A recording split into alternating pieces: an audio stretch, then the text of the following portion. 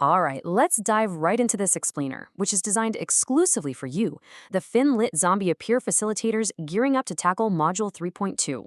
Welcome to the Fraud Detectives briefing on digital finance and cybersecurity. As peer facilitators, you guys are literally on the front lines of financial education in your communities. You're not just teaching people how to build wealth, you're teaching them how to protect it. And honestly, in today's digital landscape, that protection is absolutely crucial. Now, you've probably seen something exactly like this pop up on your phone. This isn't just a hypothetical scenario. This is a real, documented trap waiting on thousands of phones across Zambia right this second. I mean, it looks exciting. It creates this false sense of urgency, and it's custom designed to exploit human psychology just to steal hard-earned kwacha. This is exactly the kind of threat your club members are facing every single day. And if you're wondering why scammers are working overtime, well, just look at this number, 105.6 billion kwacha, with over 8.6 million users moving that much money. Zambia's mobile money landscape isn't just super convenient for us. It's a massive, highly lucrative target for organized cybercriminals. Basically, where the money flows, the fraudsters are going to follow. So, here is our roadmap for Module 3.2. We will quickly cover the psychology of scams, open up the fraudster's playbook, do a deep dive into SIM swaps, outline a solid defense strategy, and then wrap things up with a detective's quiz. Let's get moving. Section 1. The Psychology of Scams. Why smart people fall for traps. Before we can catch the criminals, we really need to understand the minds of the victims. You guys remember Kahneman's two systems of thinking from back in Module 3.1, right? Well, fraudsters are absolute masters at manipulating this. They manufacture high-pressure emergencies, like a fake caller claiming your bank account is suddenly frozen. Or they dangle these exciting windfalls, like that fake 5,000 kwacha prize we just talked about. They do this intentionally to force us into fast, emotional, impulsive System 1 thinking. By triggering panic or greed, they completely bypass our logical, deliberate System 2 brains. And a huge part of this is that scammers heavily rely on our inherent cognitive biases. Take optimism bias, for example. It's that quiet, dangerous belief that, hey, mobile money fraud won't happen to me. And that exact thought makes us careless with our PINs and our personal data.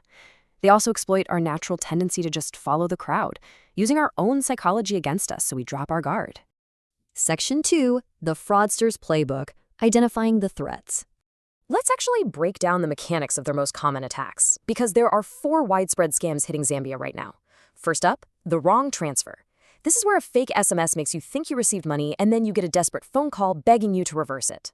Second, the fake prize that suddenly demands a processing fee. Third, phishing links sent over WhatsApp that look almost identical to your actual bank's website.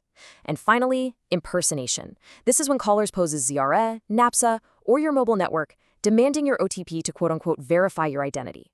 Look, just knowing these 4 plays, that's half the battle won. Moving to Section 3, Deep Dive, SIM swap, the most financially damaging fraud.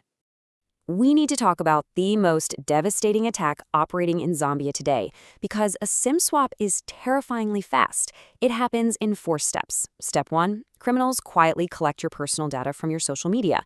Step 2, they walk right into a network shop with a fake NRC to transfer your number to their brand new SIM card. Step 3, your phone suddenly loses all signal. And step 4, they intercept your bank's OTPs to drain your savings before you even realize you've been disconnected. It's literally a total takeover of your digital life. But here's the good news. Defeating this highly sophisticated attack is actually incredibly simple, and you absolutely must teach this to everyone in your club. Just dial your network right now, 100 for MTN or 111 for Airtel. Request a SIM port PIN. Doing this means any future attempt to move your number to a new SIM requires a special PIN that only you know. You're effectively locking the fraudsters out completely. It's a total game changer. All right, Section 4, Defense Strategy. Best practices for digital safety. As peer facilitators, your main job is to arm your community with a rock-solid defense strategy. So teach your clubs these golden rules. Number 1, never, ever share your PIN or OTP with anyone, not even if they swear they're customer service.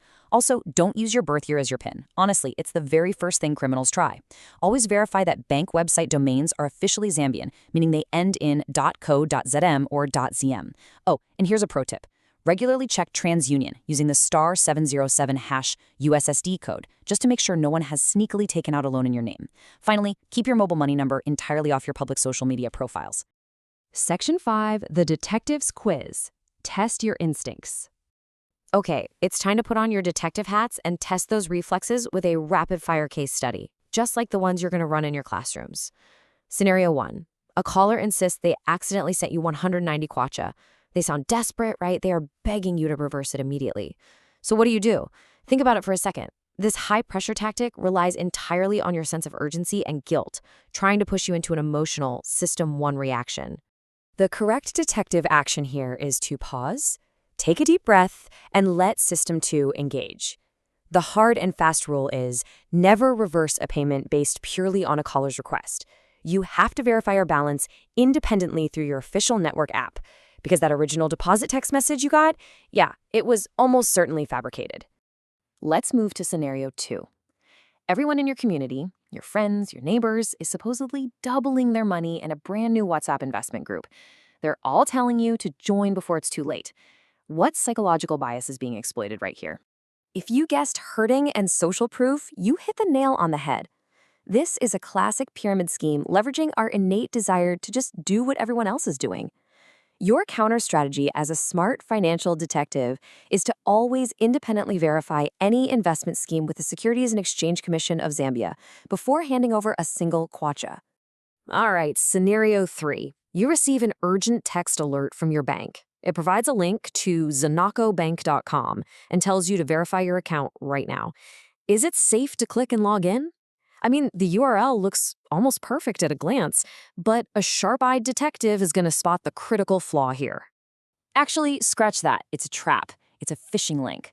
Remember the golden rule of Zambian web domains? Legitimate Zambian financial institutions always use .co.zm or .zm domains. The scammers used a .com to trick you. So never click the link, always open your browser and navigate directly to the official site yourself. Last one. Scenario 4. You're sitting at home or at school in a perfectly normal coverage area. Suddenly, your phone just loses all signal. Dead. It stays completely disconnected for several minutes. What is happening?